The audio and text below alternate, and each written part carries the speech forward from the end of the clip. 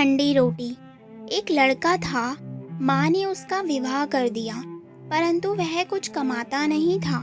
माँ जब भी उसको रोटी परोसती थी तब वह कहती कि बेटा ठंडी रोटी खा लो। लड़के की समझ में नहीं आया कि माँ ऐसा क्यों कहती है, फिर भी वह चुप रहा। एक दिन माँ किसी काम से बाहर गई तो जाते समय अपनी बहू उस लड़के की स्त्री को कह गई कि जब लड़का आए तो उसको रोटी परोस देना। रोटी परोसकर कह देना कि ठंडी रोटी खा लो। उसने अपने पति से वैसा ही कह दिया तो वह चिढ़ गया। माँ तो कहती ही है, यह भी कहना सीख गई। वह अपनी स्त्री से बोला कि बता रोटी ठंडी कैसे हुई? रोटी भी गरम है, दाल साग भी गरम है, फिर तू ठंडी रोटी कैसे कहती है? वह बोली कि यह तो आपकी माँ जाने। आपकी माँ ने मेरे को ऐसा कहने के लिए कहा था, इसीलिए मैंने कह दिया। वह बोला कि मैं रोटी नहीं खाऊंगा। माँ तो कहती ही थी, तू भी सीख गई। माँ घर आई तो उसने बहू से पूछा कि क्या लड़के ने भोजन कर लिया? वह बोली कि उन्होंने तो भोजन किया ही नहीं, उल्टा नाराज हो गए। माँ ने लड़के से पूछा तो वह बोली कि माँ तू रोज कहती थी कि ठंडी रोटी खा ले और मैं सह लेता था, अब यह भी कहना सीख गई। रोटी तो गरम होती है, तू बता कि रोटी ठंडी कैसे है? माँ ने पूछा कि ठंडी रोटी किसको कहते हैं?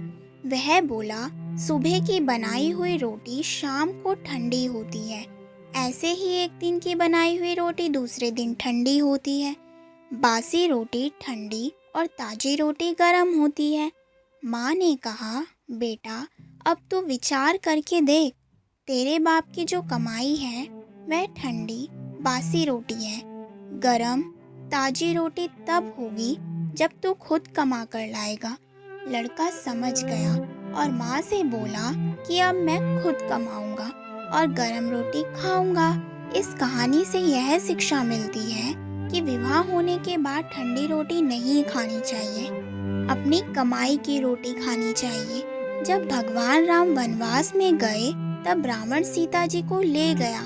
किसी भी रामायण में यह सुनाने में आया कि राम जी ने भरत को समाचार दिया हो कि रावण मेरी स्त्री को ले गया है, तुम मेरी सहायता करो। कारण कि राम जी इस बात को समझते थे कि विवाह किया है तो स्त्री की रक्षा करना, उसका पालन करना मेरा कर्तव्य है।